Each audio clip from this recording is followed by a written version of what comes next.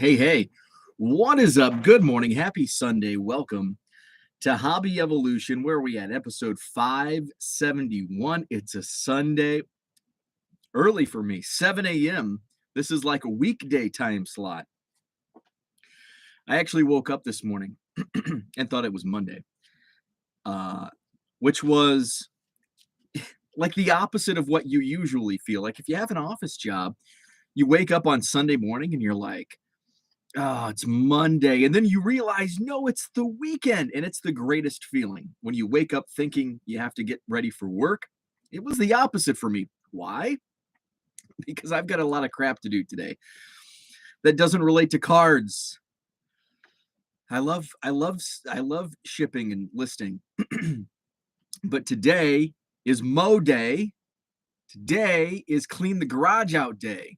So I'm not looking forward to my Sunday of mowing and I've got inundated with shipping, so I've got to get some shipping done here over the next couple hours this morning, and then tackle the lawn, and then tackle the garage. And my neighbor mowed yesterday. My retired neighbor Frank mowed. I thought he would probably mow like Thursday or Friday because we could have used it. And usually he's on top of it. I was surprised. I came home from the card show Saturday and Frank had mowed, which made my yard look that much worse. Like it looked bad, but it didn't look too bad because Frank's yard was kind of tall too, because we did mow on the same day last week. So he mowed. My lawn looks like crap. What's up, Herman? Good morning. Early on a Sunday, yes. I fell asleep on the couch at 9 last night. We started watching. We have a free trial to Apple TV, which we had considered getting a subscription to Apple TV because we want to watch both Ted Lasso and The Morning Show. And my wife's like, oh, I got a free 3-month trial for some cell phone or something. And so it's like, oh, let's watch Ted Lasso. So we started watching. We watched a few episodes last night. It's like 9 o'clock, and it's one of those where I'm dozing off and probably doing that on the couch. My wife's like, you going to go to bed? Do you want me to turn this off? So it was like 9 o'clock, and I was up early yesterday. I was up, 5 a.m.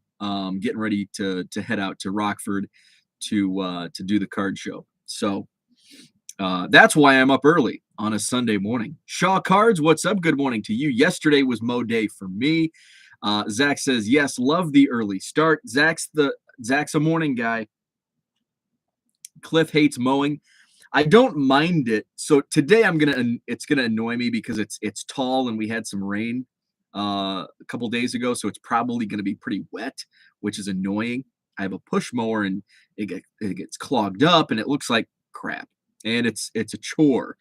But I do like the early mows, the first couple mows of the season, because it's not yet really a chore because you're coming off winter, you're coming off snow blowing, and I'd much rather mow than snow blow. So, but today I'm not looking forward to it just because I also want to clean the garage and do all that stuff. Victor, what's up? Good morning to you. Low Roller says the card show is hurting since people are broke due to inflation. Yes and no. Yes and no, and I'll get into that. Victor says, finished all my yard work this morning. Friday night, yes, Friday night MLB is also on MLB or on Apple TV. Thursday night football will be Amazon Prime only this season. Zach did mow on Friday, tackled a tree project yesterday, cleared out some trees and burned them. No wind. It was perfect. Nice. TD Sports Cards, what's up? Good morning to you. So it was a card show Saturday. Northern Illinois card show in Rockford, Illinois. I finally booked my, you know how I am. I book late to all my stuff. I've got my hotel for the National in Atlantic City, but I haven't booked my flight yet. I haven't bought my VIP. I want the VIP package just because of the goodie bag, the double VIP or whatever it's called, super VIP.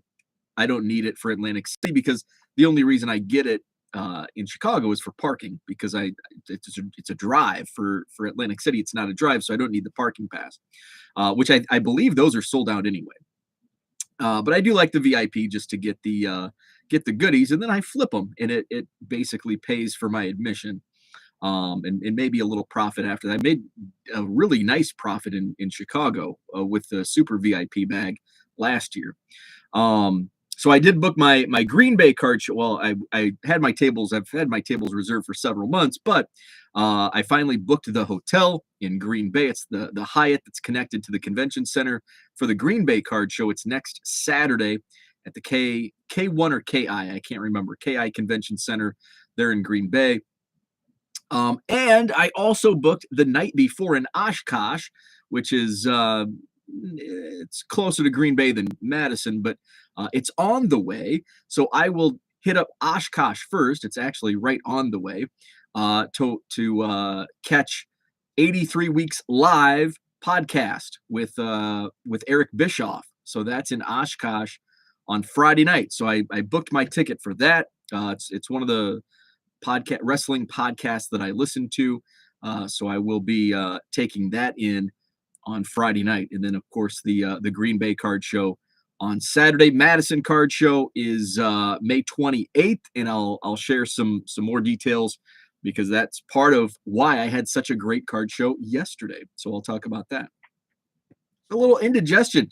Had a little post card show meal at Pig Minds Brewery in is it Machesney Park, Illinois, which is basically outside of Rockford. I guess it's a suburb of Rockford. So it's vegan, I believe. My buddy Mark and I stopped there after the show, and awesome beer. The food was an Impossible Burger, and it was good.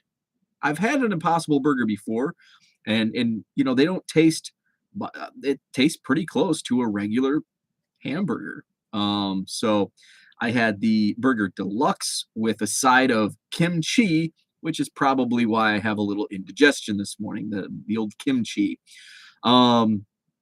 Let's see. Herman is tackling cleaning out my work truck before the summer rush. Is the hotel close to the National? Yes, the hotel that I have for Atlantic City is close. It's walkable. The hotel I stay at when I do the Chicago National is not. It's out in I think Wheeling, and it's a nice drive. I like the drive. Low Roller says, "Can you sell your cards in the National Card Show as dealers?" No, I don't have a table, and frankly, I would not want to set up as a dealer at the National because A, I don't have the inventory that would make it work, but B, I want to walk the floor. Like, I don't want to be chained to a table for the entire National. So I would have zero interest in setting up at the National, even if I did have the inventory.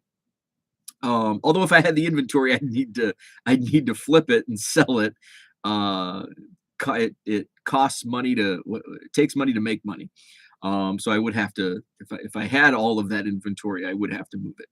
Zach says, just did a quick four-card sports lot order, perfect for hobbyists who are operating under a tight budget.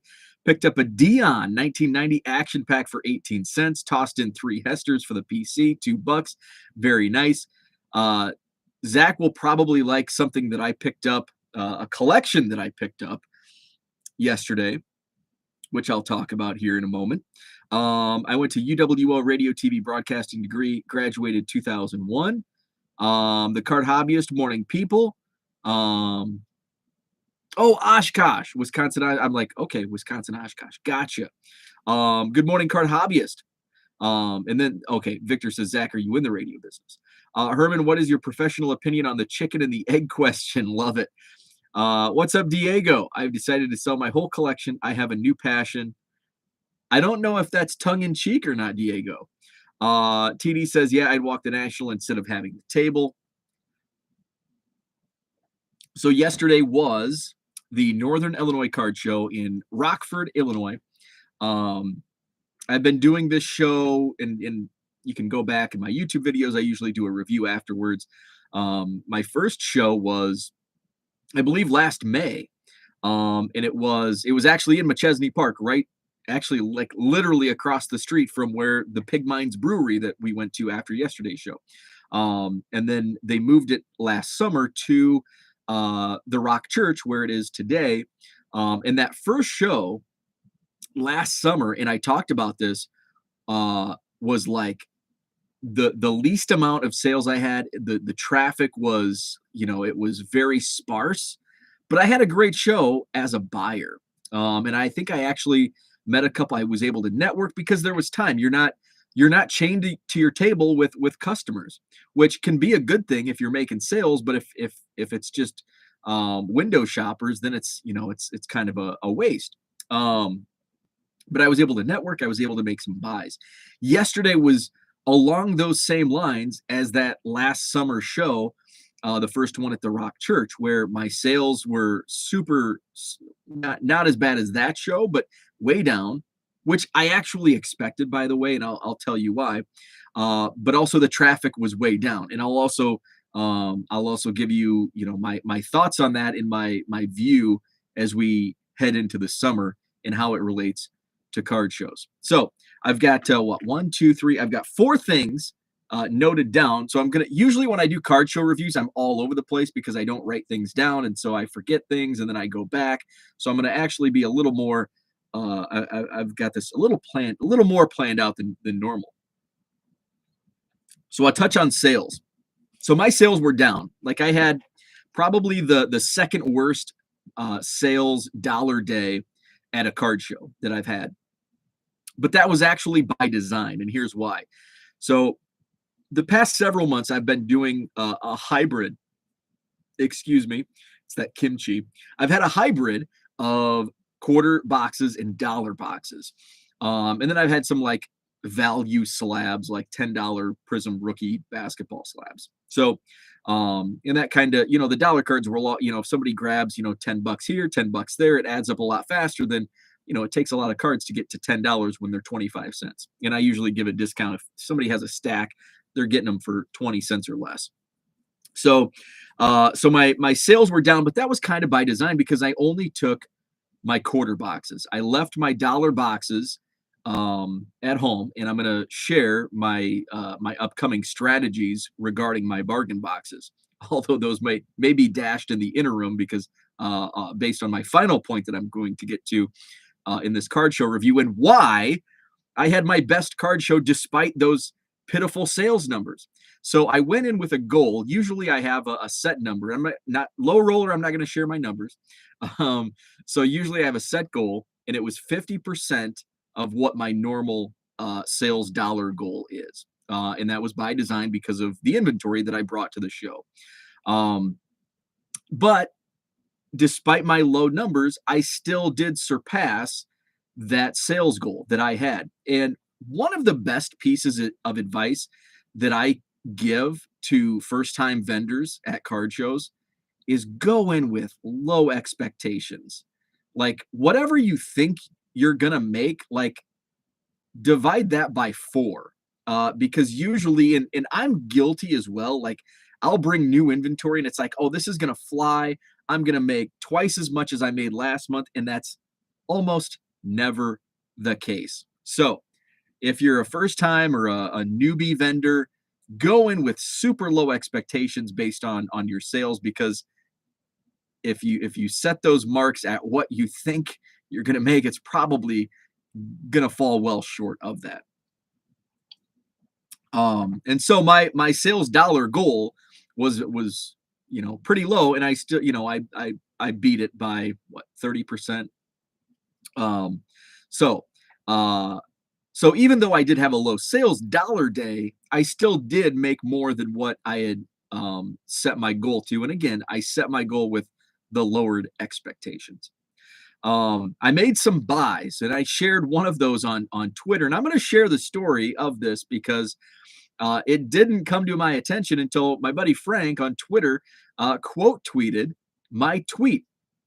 Here's how it all went down. The show got off to kind of a slow start with the crowd. So normally I have, usually have a couple people at my digging through my boxes like at the start of the show, and I'm not really in. I haven't been the last few months really in a buying mode. But yesterday I was because I sold some bulk, so I had some extra cash that I set aside for some quarter box bargain box buys if I had the time. I had the time yesterday morning, and thank goodness I did. So I went to bargain box seller and started digging through, and it was kind of I asked him, I'm like, is there do you have a baseball box? Because I just kind of want to stay away from football and basketball just because I haven't been selling, and I know it's off season for football, but it doesn't move like baseball. And maybe that's my clientele through my eBay store.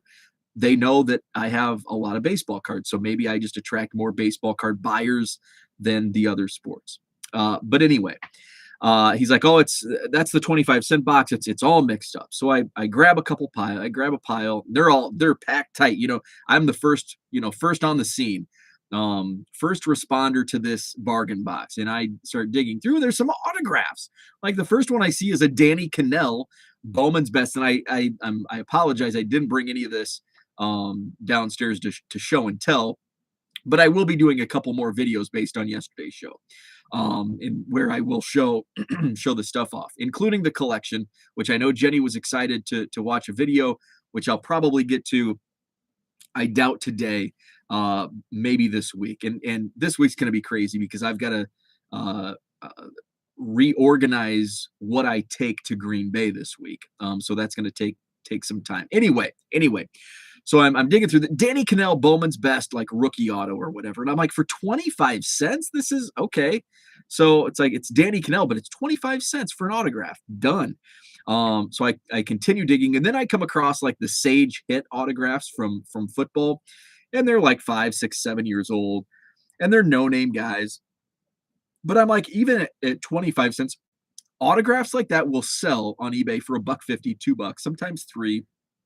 So even at $1.50, that's a roughly a 45-cent net profit. My cost of goods in that is 25 cents. So yeah, it's only 20 cents. And you say, well, why would you put all that work in for 20 cents? And here's why. A, I picked up like 5 or 6 of them. And so if somebody, there's always that chance that somebody goes in and sees a bunch of $1.50 autographs in my store, they'll buy all 5 or 6. So there you get a $10 sale, and your margins increase. It's not no longer 20 cents, but now it's 75 cents per card on the profit margin. It brings a little more traffic to your eBay store because it diversifies your inventory.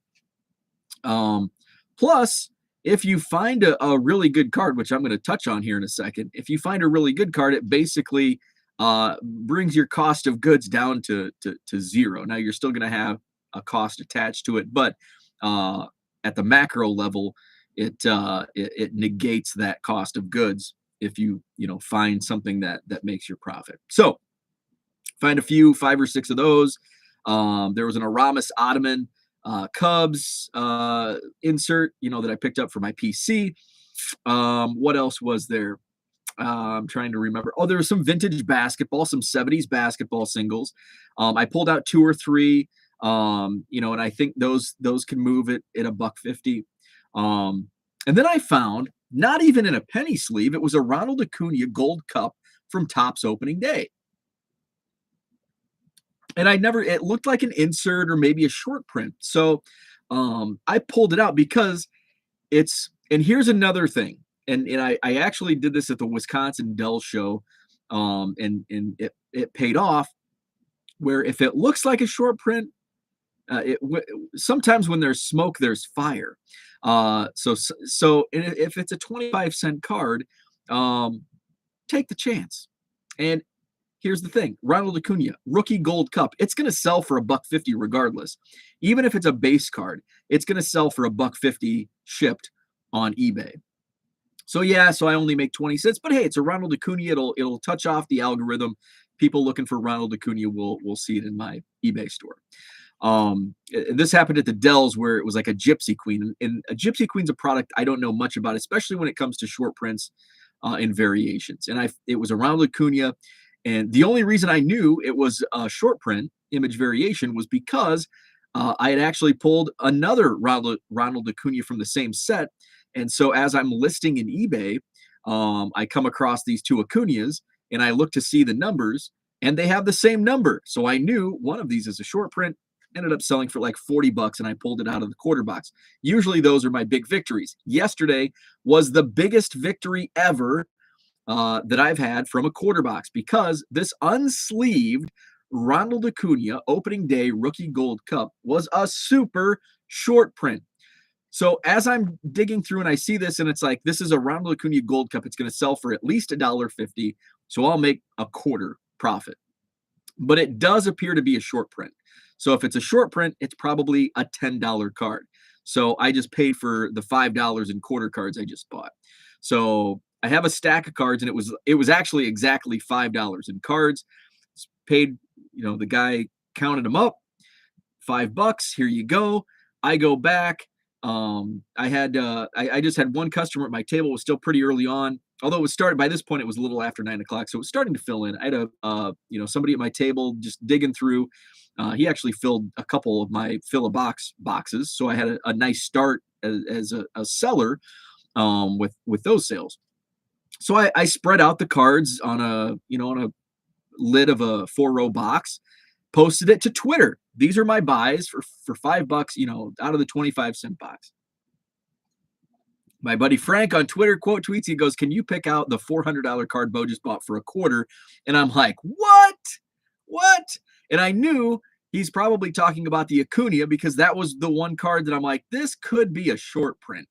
Little did I know it was a super short print, and it last sold. Now there are a couple on eBay listed for between $325 and $400. The last one did sell for $400 in March. Holy cow, that was an amazing start to my card show day. So now it's like, I don't care how much I sell. If I'd like to hit my low expectation sales goal, but I'm cool if I don't. So I'm going to go to the chat real quick. Jenny says sticking to your sport b-ball is good because if the market crashes and you are stuck with all the inventory, at least you will have what sparks joy for you.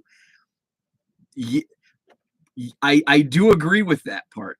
But what if the market crashes on baseball and that's what I'm left with?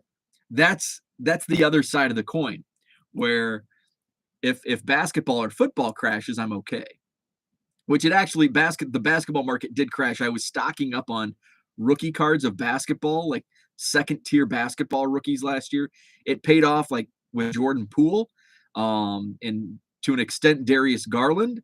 But everybody else, and I bought like a monster box for $200, and I think there's probably enough Jordan Pooles in there that I made my money back on that. But now I'm left with a bunch of stuff that won't even sell out of my quarter boxes. Let's see. Low Roller says you got million card inventory to sell your card, sell it 25 cents to $1 at the National. Here's the thing. You can't do that because you have limited space. A million cards, you've got to get 50 tables. So, there's not enough table space. And a lot of my 2 million card inventory is 88 Donruss and 91 Fleer. Nobody's going to pay a quarter for that. Nobody's going to pay a dime for that. Most people, if they see that in a dime box, they're going to walk away, especially if they pull out and it's all common. So, while yes, I like the enthusiasm, it is not realistic. Cliff says, if you could only find that Jose Uribe 90 Fleer error, sell it and set for life, right? LOL, some of those SPs are hidden gems. Baseball has the benefit of a lot of set collectors, which I don't see a lot of in other sports. That's a good point. Even if there's a downturn, it has always come back up for the love of the hobby. Yeah, and that's great points. So that was my first buy. That was my only buy during the actual card show. I did buy a collection, which I'm going to actually, no, I'm going to talk. That's on my next note. So at the end of the show, and I'll circle back to the rest of the show. At the end of the show, Actually, the night or two before, like Thursday night, my buddy Brady texted me, and Brady's been setting up at my Madison card show for several months. He does the Rockford show. He's actually one of the did I paid $20 for this box, and it ended up being a pretty good box. Bought that from him. So he texts me and he's like, "Hey, my uncle gave me a bunch of his old cards. He's like, I don't want them because it's all like 80s and early 90s.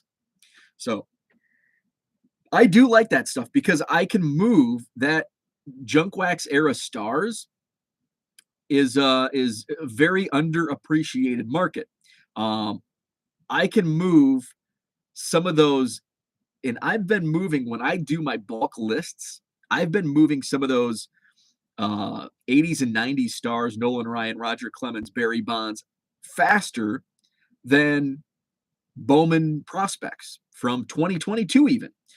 At the same price, at $1.50, I can move 90 tops Bo Jackson, 93 tops Barry Bonds. They move faster than 2022 Bowman, Jordan Walker, which I find awesome and a little confusing at the same time. So it was a lot of junk wax era, which I like getting because I've gone through a lot of my own junk wax, and a lot of the bulk I buy is more modern stuff. So you don't really find, unless you're on Craigslist, Facebook Marketplace, you don't find as many of those bulk lots of, saleable junk wax era cards. So he's like, he showed me some pictures and it's like, oh man, I don't even know. While I am looking for this stuff, it's like, do I really want to bring on more bulk like this? I just don't know. So I'm like, okay, he's like, bring it down and I'll take a look, after the show. So we meet up, do a little parking lot deal, and brings it all out. And he's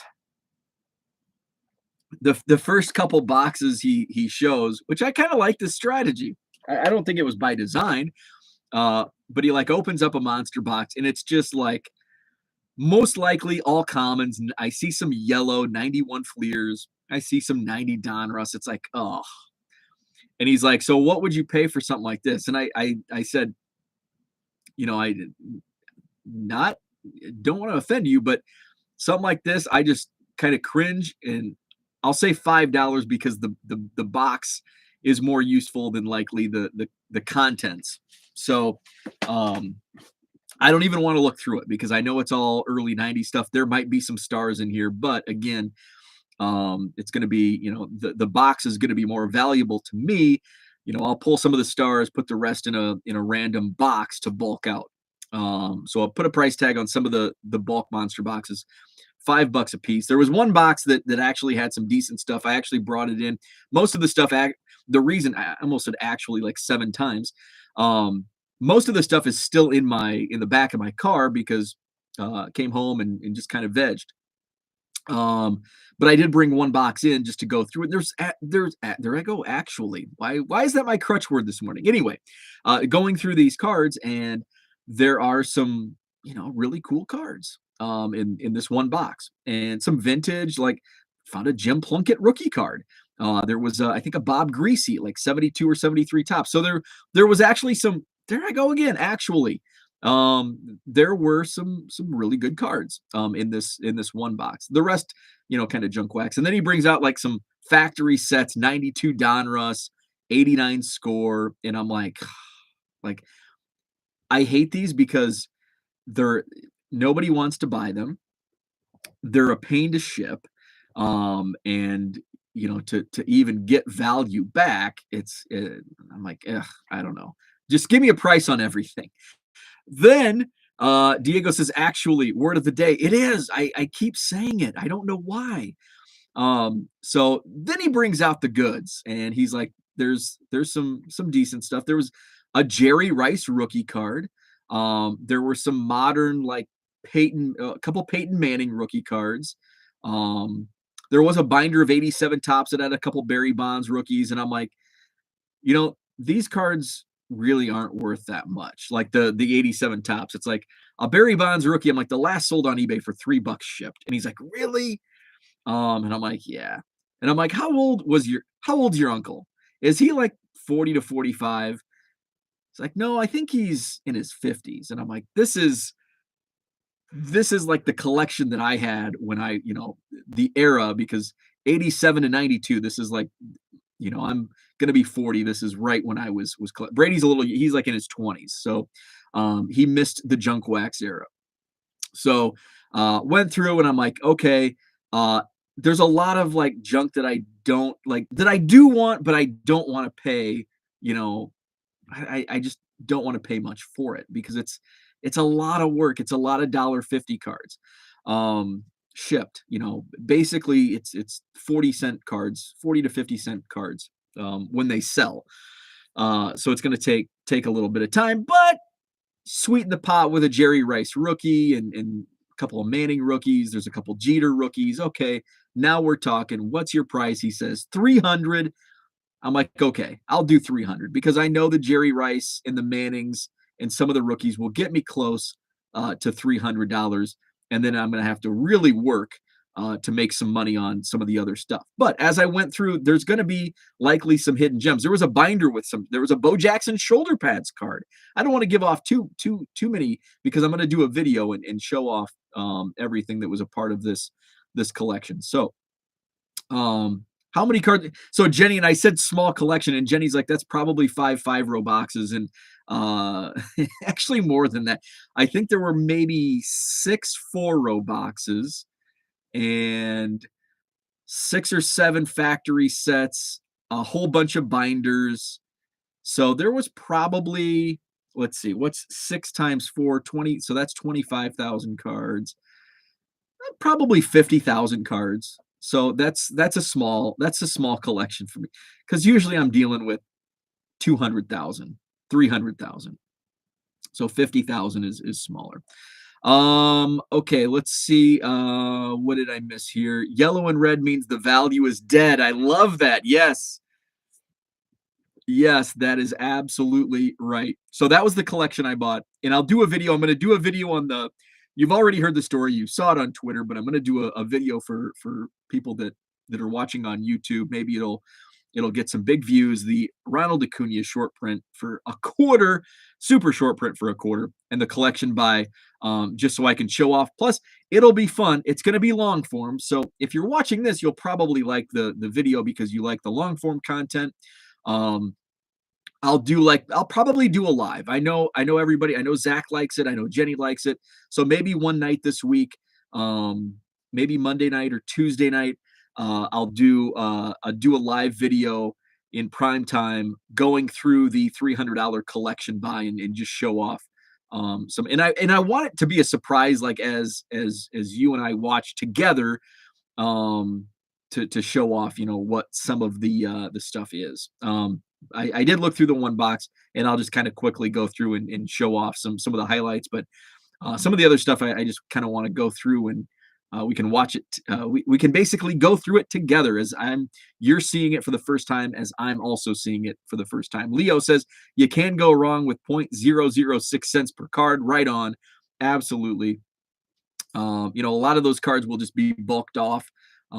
So which is I'll go I'll jump to that potential networking, and finding buyers for bulk.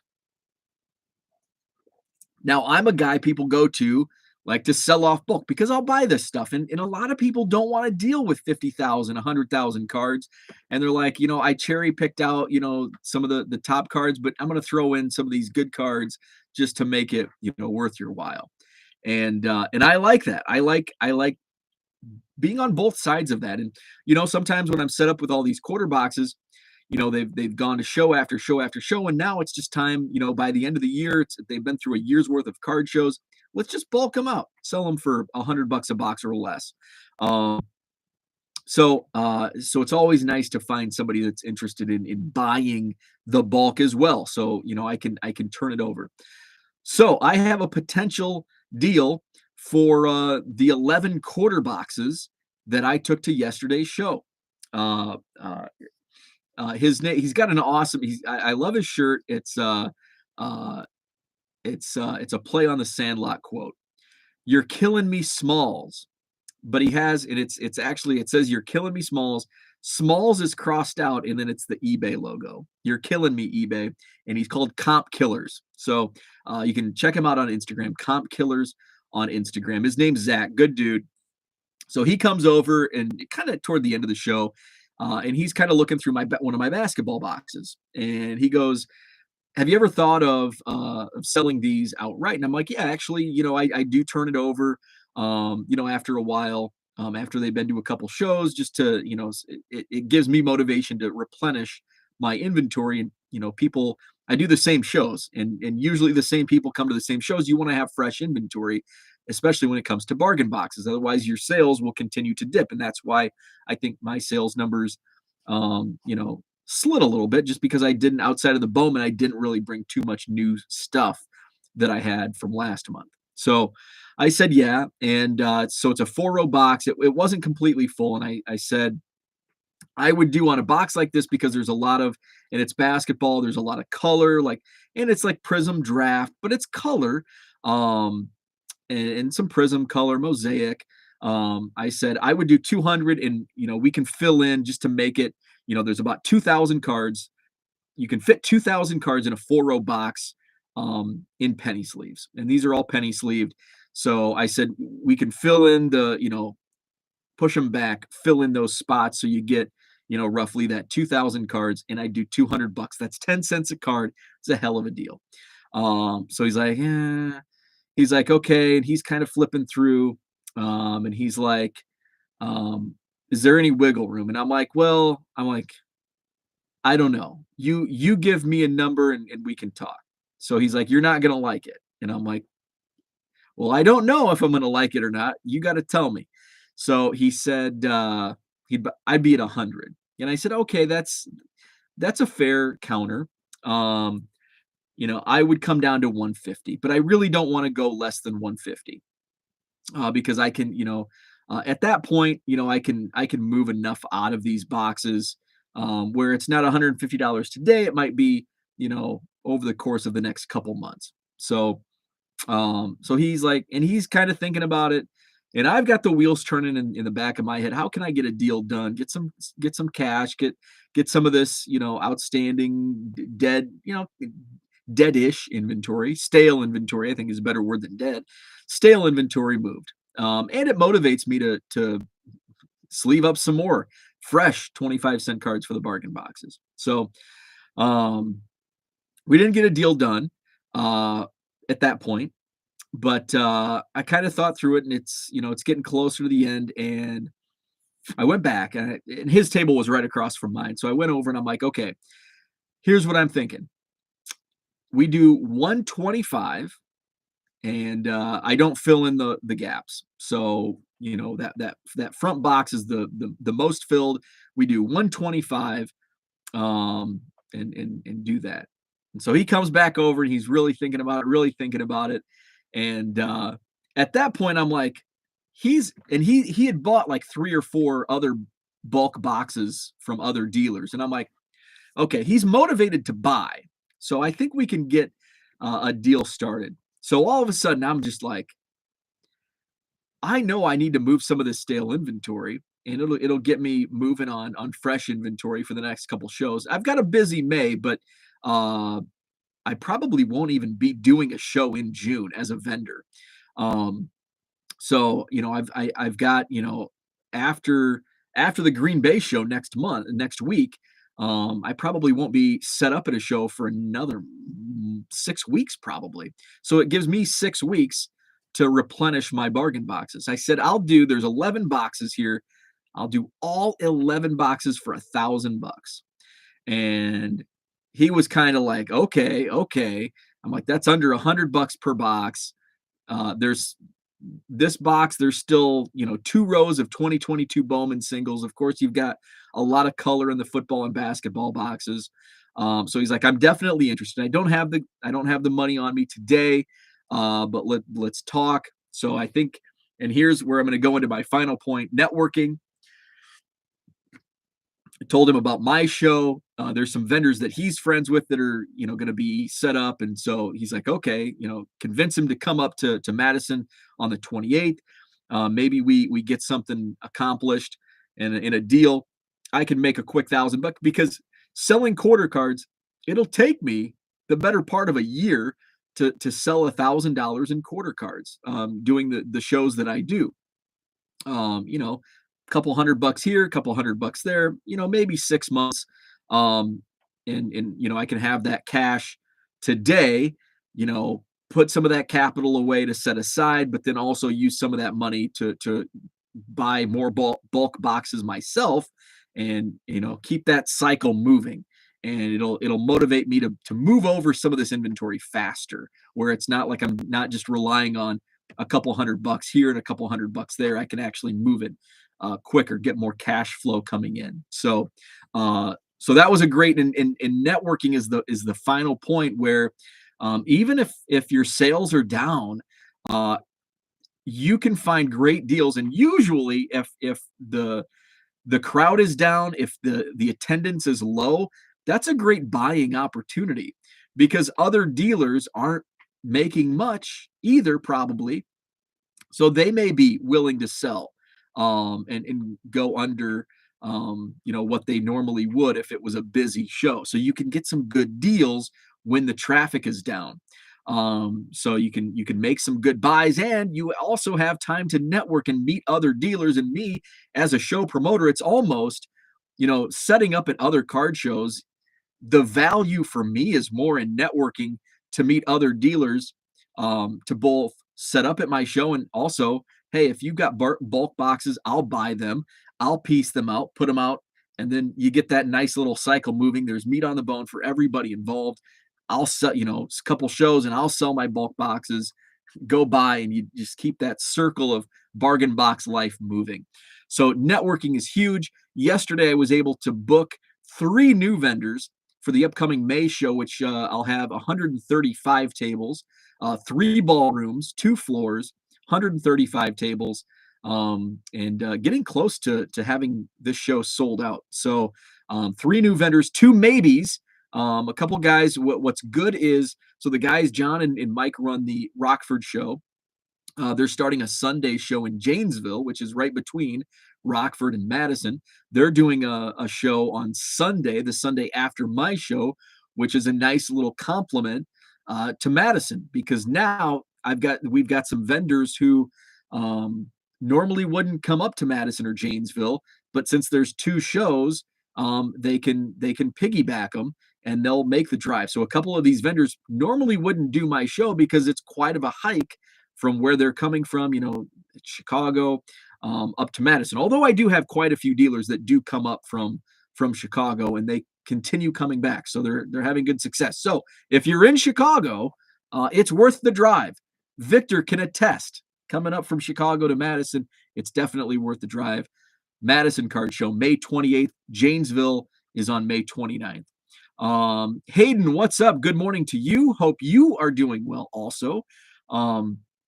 So confirmed 3 new vendors for the Madison show on the 28th, a couple maybes. So it was a great networking. So again, one of my lowest sales days from a dollar perspective of the last year and a half. Traffic was down. But we go back, and I think Low Roller mentioned earlier in the chat about, card shows are going to take a hit. Card shows are taking a hit, and it's not because of inflation. Maybe that's part of it. What's happening now is the weather and summer. I'm in the Midwest, so we've dealt with about 6 months of brutally cold winter weather. People want to get outside. Yesterday was all week has been absolutely beautiful. I think one day we had some storms and rain, but yesterday was beautiful, sunny. It was a little cooler. It was still almost 90, but it was cooler than the 97, 98 we had earlier this week. So people want to get outside. It's Saturday, it's summer. Now we've got Little League Baseball starting up. We've got concerts. We've got baseball games. We've got vacations. All of that stuff takes away. And I remember last summer, it was like a revolving door, month after month. In June, I would have, 40 dealers, but I'd have 20 different ones from May and then 20 different ones in July. So it was nice to have a big roster of dealers, because I knew that about half of them would be on vacation or travel baseball, travel basketball, going to and yesterday when I was talking to various people, I had one of the dealers who said that he can do my show, but he couldn't do another one because he's going to a Motley Crue concert. So he can't make that work. Some are doing vacations. We're going to a Cubs game or whatever. So there's a lot of activities because here in the Midwest, we've only got a small window of warm weather to do these outdoor activities. And we want, people want to go camping. I don't, but other people do. They want to go camping. They want to go to the Dells, to the water parks, vacations, baseball, all of that stuff. So that's what's going to hurt the card shows. And I think this May show is going to be the last, biggie for me in Madison until, likely September, maybe August. Because I know June and July are going to take a hit because people want to be outside. People are going to be traveling. Not only are you going to have less vendors, you're going to have less consumers walking through the doors to the card show. But also, I'm in a very good point with, or a very good spot with the Sheraton, the venue for the Madison Card Show, because they're super flexible with me. So I don't have to I signed a contract for the main ballroom for the entire year. But for the second and third ballroom, the third ballroom is probably going to be the only one in May until, maybe the fall and next winter. But the second ballroom for kind of the overflow, I can like a week before, 2 weeks before, hey, is that second ballroom, is the William Ballroom open because I can use it? And if it is, awesome, book it. And I have that. I don't have to book in advance or anything like that. And it's right there. It's a good price. So I'm in a good spot with that. So Rich is with us. What's up, Rich? I am early today. Yep, early to bed, early to rise. I fell asleep on the couch at about 9 last night, and then decided I'm just going to go to bed. It was I was up early, long card show day, and so I was up early on Sunday morning. I actually woke up, thought it was Monday, but here I am. So yep, I went on at 7, and actually I think Jenny said 8 a.m. Central tomorrow, and I'm like, actually, it might be closer to 7 because at that point, I think we were tweeting back and forth, and it was 8:30, and I was already, my eyes were already pretty heavy as I laid on the couch. Herman says going to hit eBay hard this week for those last 7 cards. Yes, Tony did not have the 7 cards Herman was looking for. I really thought he would. I'm bummed out. I was hoping Herman could finish that set at the Madison Card Show a couple weeks ago. Let's see. Victor says, yes, great drive, good hotel, and awesome show. Thank you for that. Zach says, playing catch up on 2-speed. Did you buy the 89 score baseball set? I may have interest and you wouldn't need to ship. I love that set. Looking forward to the video of the collection. Yes, that was actually part of the collection, and it's factory sealed, so we can talk for sure. Let's see. Hayden says, is Madison the only show you put on? Yes, it's the only show I promote. I had thought about, going back 6, 7, 8 months ago, I had thought about starting a second one because we had a need for Sunday shows. And the more I thought about it, the more I didn't want to take on a second show. I like putting on my one show. I thought about doing one in my hometown because I think there's a need down in the Quad Cities area for more card shows. But now it's just like, it's a lot. Putting on a card show is a lot of work. And I know Uncle Rich can attest. It's in the larger it gets, the more work goes into it. When I was just doing, when my show, and the show really didn't blow up until maybe November. I think that's the first time November of 2021 was the first month that I filled the room. Close to 70 tables. But leading up to that, it was like, the first show I had 15 paid tables. The second show, I think it was 25. And then the third month it was like 30 or 35, and then 40, and it just kept growing. Now we're at 135 this month. And I look back and some of those early shows, it was like, man, there was no stress. If I had a no show, I could just, vendors could set, pick a table wherever. Now it's like, well, I want this table. I want to be in this room. And now it's like there's a lot of, okay, you can't. I've got regulars that are going to be in those spots. I don't have now. I'm on 2 floors, so I can't.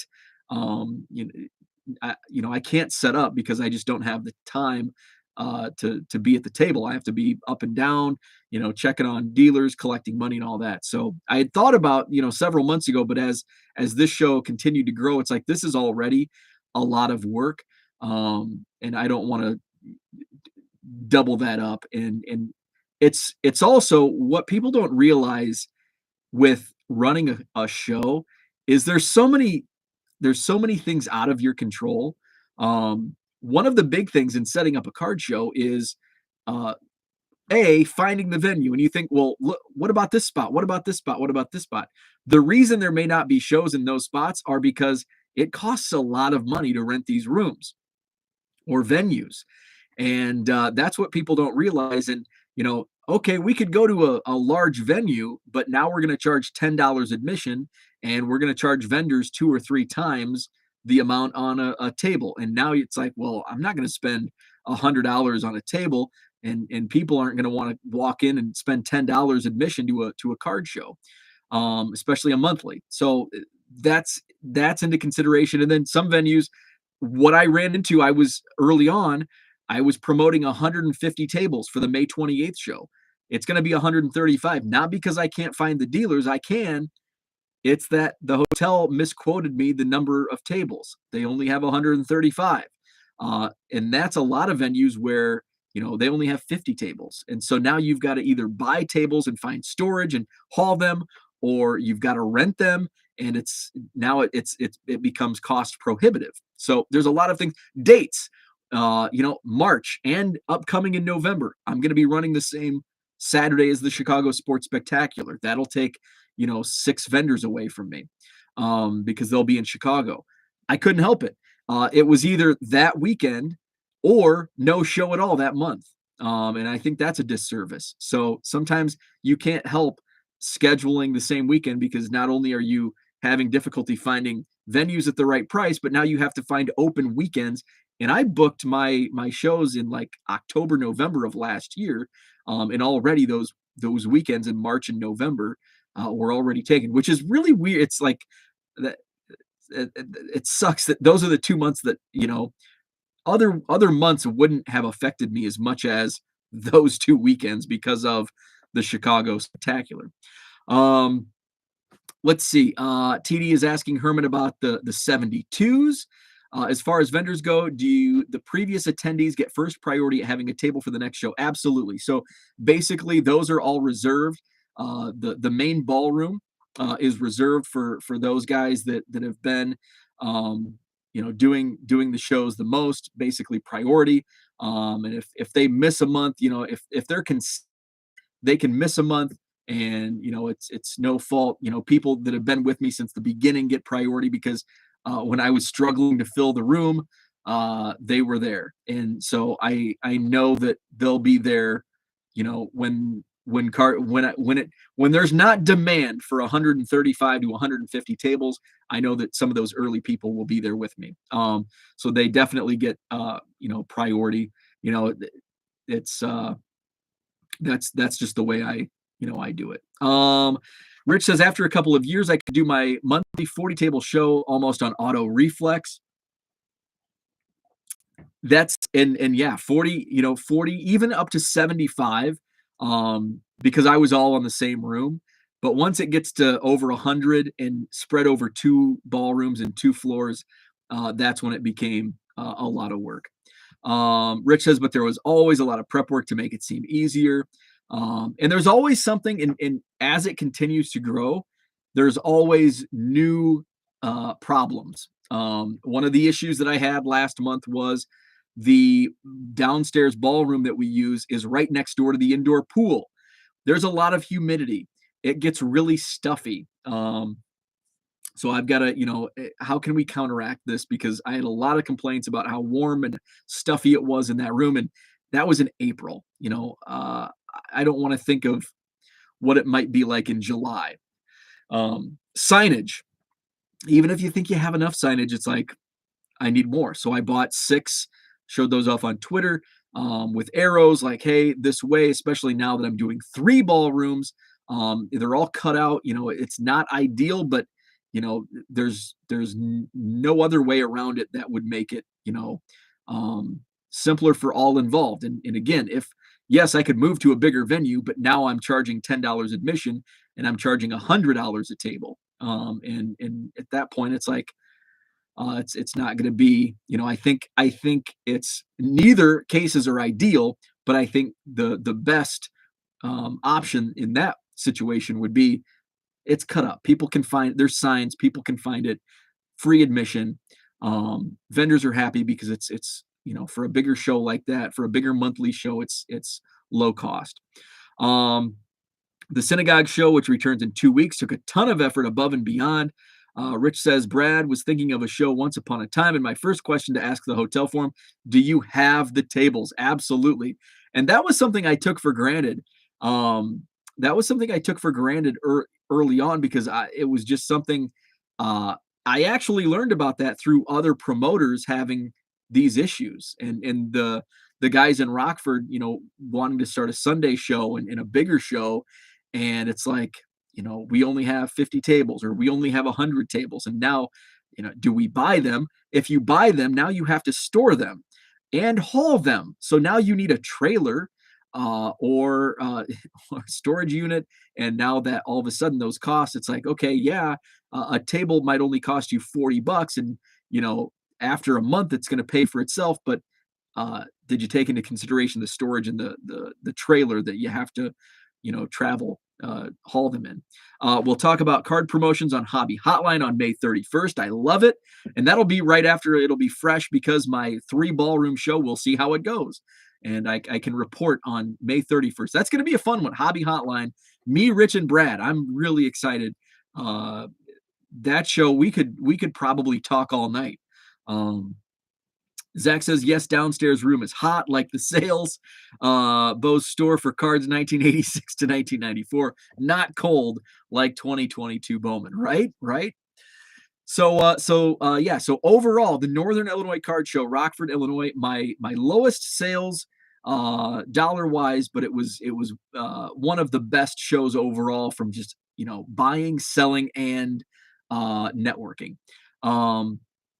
Rich says, in my synagogue show, and the new location will also be that weekend. Oh, very cool. Very nice. Zach says, my opinion, those junk wax era cards fly because people like me see them and say, I can't believe I can buy this for cheap. We are the money demo now and can afford it. Absolutely. And I see so much of that, when guys our age go through my dollar boxes, and I had one. Oh, there's another story that I want to share. So going through my dollar boxes last month, the 89 Upper Deck Greg Jeffries, sold for $1. 89 Upper Deck Greg Jeffries. I had a guy, 84 Tops, Tony Gwynn. He's like, I just started collecting again. I haven't collected since the early 90s, and picked up a second year 1984 Tops, Tony Gwynn. So I do. Dan's with us, and I think Dan will appreciate this next story. Rich says, so we'll both be coming off shows. Awesome. So Hobby Hotline on May 31st, a little card show talk. So Dan, you'll like this story. So I had 2 guys come up, and they're probably, late 30s, early 40s. So right around most of our ages. And you could tell they were just having, like, I don't know if they were like serious like I think all of us were like in it. Like we're in deep into the hobby. Where, I don't know, like I pegged them and I like to get a feel on how, like, people, like, what their motivation is in buying cards at a show. So I feel like these guys were probably on the casual side. Like, they collect, but they're not watching YouTube videos. They're not on message boards. They're probably not like on hobby Facebook groups or social media. I think they're just casual, like, hey, there's a card show today. Let's go check it out. And, they might buy a blaster at Target. That's kind of the feel. That's kind of the feel I got. Just so the one guy starts digging through my quarter box, one of my quarter boxes. And and I thought he was joking. And he goes, "You got any Tony Graffinino?" And I'm like, not gonna be in a 25-cent box because those are gonna be like my bulk boxes because they're commons. Like it's like I'll just find any Tony Graffinino card I have and just give it to you. I'm not gonna spend time putting Tony Graffinino in a quarter box because, yeah, Greg Maddux, Tom Glavine, um, Ken Griffey Jr., Bo Jackson, Frank Thomas, those guys, people collect those guys. And I know there's probably going to be one of those, uh, you know, a collector of somebody like that. So, you put names in there. Tony Graffinino, that's a new one. I've never had somebody request Tony Graffinino. Though I do have a guy. He comes into my Madison show every month, and he's a Shane Leckler collector. I like that. Leckler collector. And I actually, as I was digging through boxes last month, I pulled out two Shane Lecklers, and I forgot to bring them to the April show. I'm like, hey, I've got a couple Shane Lecklers for you. Again, not a guy that I would put in my quarter boxes. It's if I find them and I see you at the next show, here, you can have these because, they're not a quarter. So Tony Graffinino. So I said, no, there's not going to be any Tony Graffinino in there. And he's like, oh, I'm not gonna waste my time. And he said that like in a nice way, like in a joking way. Um, and he was serious. He was literally only looking for Tony Graffinino. And then he shared the story. He goes, they were talking about, he's like, we were just talking one day about, like there's a collector for every player. And he's like, I just pulled the name out of my, rear. I'm like, there's probably even a Tony Graffinino collector out there. And so his buddy who was with him, he's like, as a joke, found a bunch of Tony Graffinino cards and gave them to him.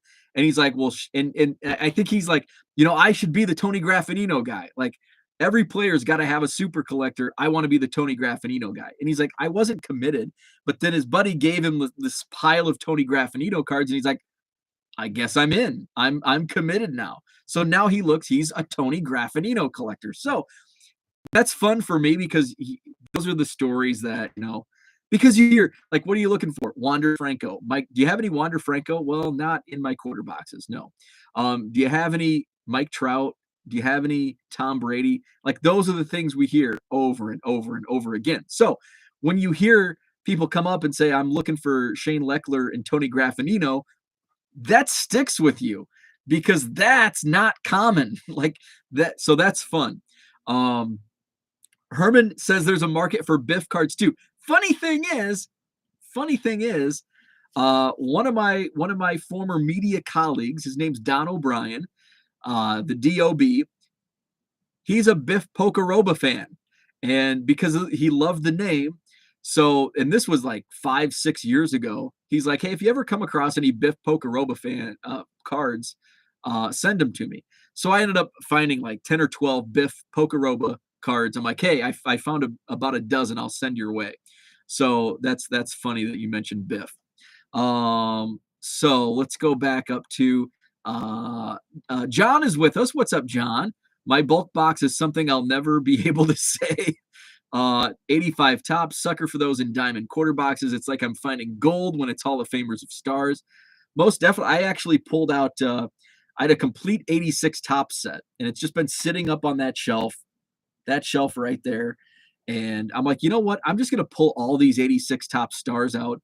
I'm going to bulk out the commons, put the Cubs in my Cubs collection, and all the stars are going on eBay. And I've moved a few already. I think the Roger Clemens sold. I think a couple others. So the Roger Clemens was the latest to sell. So it's like, $150 shipped. Easy money. Dan says, enjoyed the Graffinino error versus the Red Sox in 05 playoffs. Rich says, that is why you need to send cards to ComC. There are collectors for most everyone on ComC. Dan says he should make a Twitter account just to have that name, Leckler Collector. I will see him in a couple weeks. I will definitely, maybe I should squat that name and be like, hey, here's a gift for you. uh, your own Twitter handle, Leckler Collector. DR, what's up? Just signed on. Can't wait to watch the rest later. The bulk auction listings followed up with a coupon for those who bought previously for me has led to my best week of eBay sales in 2 years. That is awesome.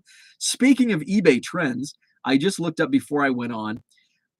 This has been like anecdotal, and I haven't uh, written down my eBay sales on card show days, but it just seems that when I'm set up as a dealer at a card show, my eBay sales suffer. There should be no connection whatsoever because uh like there should be no connection. But for some reason it's weird. Maybe it's just Saturdays are a bad eBay sales day. Maybe even my non-card show days are down. I just don't notice it as much. But I went back and I looked. My last 30 days, yesterday, dollar-wise, was my second worst eBay sales day in the last 30 days. So maybe there is something to it. I don't know. Herman says my cards aren't worth sending to ComC. John says I'm a Herb Washington collector. It's probably the easiest PC you can do. Let's see. Card Hobbyist says, since I started my eBay store 3 weeks ago, I've sold more Allen and Ginter mini inserts than sports cards. That's interesting because I hate the mini inserts and I haven't been listing. I list some of them, but I'm gonna take note of that and throw some of mine on in my eBay store this week. That's good. That's good stuff. I like that. Let's see. Dan says it's definitely refreshing to get people asking about non-stars. Oh, most definitely, because you hear so much, like especially right now. Wander, do you have any Wander Franco? Wander Franco, Wander Franco. Yeah, I collect Mike Trout, Wander Franco, and Ronald Acuna. It's like you hear that every other buyer. Rich says Mr. G sounds like a more fun challenge than a guy like, say, Miguel Sano or Freddie Freeman. If you want sticker shock, search eBay for Topps Rich Klein. Oh, that's I like that. Herman says the problem with him is all the radio and local PD sets they released. I haven't even found all of the Murphys from those. Cliff says, I love 86 Topps. They were my first cards. Saturdays are tricky. I sell more at night on Saturdays. And that makes sense because Saturdays there's so much going on. And I get that. There probably is something to that. There are collectors for those mini cards. I can't stand them either. But hey, if they move, if they sell, that means there's less that I have to deal with here. So again, I'll just recap briefly if you joined late. Yesterday was the Northern Illinois Card Show in Rockford. It was my best card show probably since I started doing them regularly again in 2020. And it was my best show despite having my lowest sales dollar, which was kind of by design. I expected to be lower on the sales end, but I did beat my goal. That I set my goal super low for sales dollars, but I did surpass that. I made a couple of great buys. I bought $5 worth of 25-cent cards at the start of the show and pulled a Ronald Acuna super short print. The last copy sold for $400, and I pulled one out for 25 cents. It wasn't even in a penny sleeve. And I bought at the end of the show, I bought a small collection, and when I say small, about 50,000 cards for $300, and it included a lot of junk wax, a lot of complete sets, 87, 88, 89, 90 Topps. There were some factory sets of 89 Score, 92 Donruss, and a couple others, but there was also a Jerry Rice rookie card. There was a couple Peyton Manning rookie cards, a lot of Jeter rookie cards. So all in all, I think it's a great buy for $300. I do plan on doing a live stream, maybe tomorrow night, Monday night, or possibly Tuesday night to dig through that collection. We'll see if it was worth the $300 I spent on it. So, and that's another thing. It gave me great content, not only just as a show review. I didn't even mention this earlier, but it gives me great content for YouTube because I'm going to share how I found a $400 card for 25 cents and a live stream on a $300 collection purchase. I was able to do a lot of networking at yesterday's show. I confirmed 3 new vendors for my upcoming Madison card show, which is on Saturday, May 28th at the Sheraton Hotel. Where? On John Nolan Drive. That's Saturday, May 28th. Free admission, 135 dealer tables. So I've got 3 new vendors that I booked from yesterday's show and 2 maybes and another vendor that's going to come up just to walk the room. And I found a potential buyer for all of my 25-cent boxes. So a quick $1,000 could be in the near future with the potential sale of all those quarter boxes. So I don't have to wait 8 months to get that $1,000 back selling 25-cent cards. Can do it in one foul swoop. So let's see. John says, is that a fresh Walmart bag over your right shoulder? It is. I bought some soccer cards last weekend. So those are those NWSL women's soccer cards. I've got them listed on eBay. But it's kind of one of those things where they've been pretty hot, these hanger boxes, but they haven't sold. But it's one of those where it's like, I feel okay sitting on them. Like, I just don't like if it's Topps Heritage or Allen and Ginter, like those blaster boxes, like, but these, it's something unique. So I might, if they don't sell, I may do a YouTube rip video of the NWSL soccer. So that's what's in there. I think there's 15 hanger boxes. Let's see. Dan says, I missed a few comments. Let's see. Herman says, I actually bought sleeves for the minis. That's a good idea. I should probably look into that. John says, the Cubs card tracker is MIA again. Yes, I took it to the show yesterday. It's still in my car. And I do need, I picked up, I actually didn't pick up too many. Well, I guess in the collection, there's going to be several hundred Cubs cards. So I guess I did. I had, another story. I had a little girl, probably, I don't know, 6, 7 years old, came up and hands me 2 Cubs cards. And I'm like, oh, what are these? And she's like, you can have them, and points at my sign. I'm like, well, thank you. I'm like, you can pick out any cards you want out of these boxes. And so she grabbed a few cards out of the quarter boxes. So we made a cool trade. So that was fun. So the Cubs card tracker still in my car. Dan says, thinking of starting another PSA player set registry if they get down to $15 to $20 for bulk. Herman says, where's George? Sleeve your mini. Sleeve your mini. John says, the Walmart bag, just inventory. I list a few hundred cards a week in my eBay store. The more obscure cards and non-sports cards have been selling best. My buddy actually found first edition Squishmallow cards. Shocking buyer base. Interesting. So I haven't had much luck with non-sports cards. And what non-sports cards I'm talking about are kind of the junk wax era stuff. Teenage Mutant Ninja Turtles. I do have some. I think I had some like Charlie's Angels cards, and I think those may have moved. But I think it's just I have a low base. Like, I don't have too many.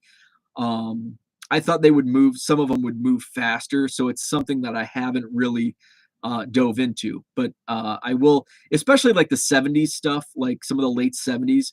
When I do my nostalgia rips, I might throw those on there. Let's see. The Faltsy, what's up? I'm a Piazza super collector, and the most common response I get at card shows when asking if you have any Piazza cards, I do, but I didn't bring them since he isn't a huge seller. Interesting. So Piazza is somebody that I put in my quarter boxes. But I like not too many. Like, I'm not going to throw, like, if I find a pile of 200 Piazza cards, I'm probably going to pick and choose which ones, like rookie cards, second year cards, some of the early Dodgers stuff. Or inserts. Let's see. But yeah, that's something I do put in my quarter boxes. John says, I miss the real-time inflation rate updates I used to get on this channel. I've got a Piazza item you don't have, only cost me $20,000. Let's see. You have now beat my $300 card for $1. Nice. He bought sucker cards. Great experience at Target last night with a Series 1 blaster. I did go retail hunting on Friday. I guess I didn't do a Saturday morning show, so I'll update you on that. I went to the Walmart that Herman and I went to when he was in town. They had just recently stocked. I don't even think they stocked Bowman because there wasn't, it was fully stocked, but there wasn't any empty spaces. And there wasn't really anything that I was interested in buying. So I moved on to the next store where it had also recently been stocked. This one, there was an empty spot. All of the Bowman had been wiped clear of the shelf. It was basically fully stocked with one empty spot where the Bowman was. So I struck out. They did have a 500 count pack of penny sleeves. I did just put an order in from Columbia Hobby for 20,000 penny sleeves. So I wanted to sleeve up my Bowman to throw in my quarter boxes for this show yesterday. So that's why I needed a quick couple hundred. So that's all I came home with was some penny sleeves.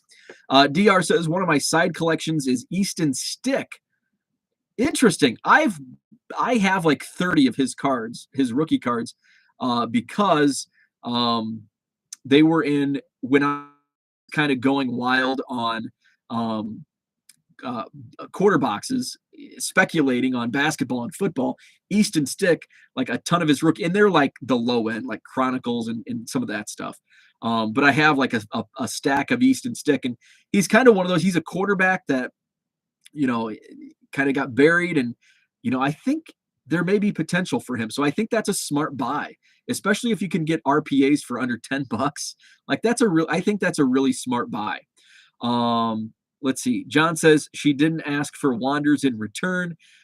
John says wrestling is non-sports, by the way. Okay, I have a lot of wrestling. DR says sip of coffee. Card hobbyist Easton Stick should be a baseball name. That is a good name. My coffee's this is gonna be. I have like one sip left, and it's cold. Oh, it's really cold coffee. So I'm an hour and 15 in. So I'm gonna wrap things up. Thanks for tuning in. Awesome chat. Despite being a little early, but again, one of the best shows I've had, just from an all-around standpoint. Even though the traffic was down, my sales dollars were down, I still made enough sales to have a good time. In that regard, I made a couple of great buys. I did some excellent networking, and I've got a potential buyer for my bulk boxes. And we did some postcard show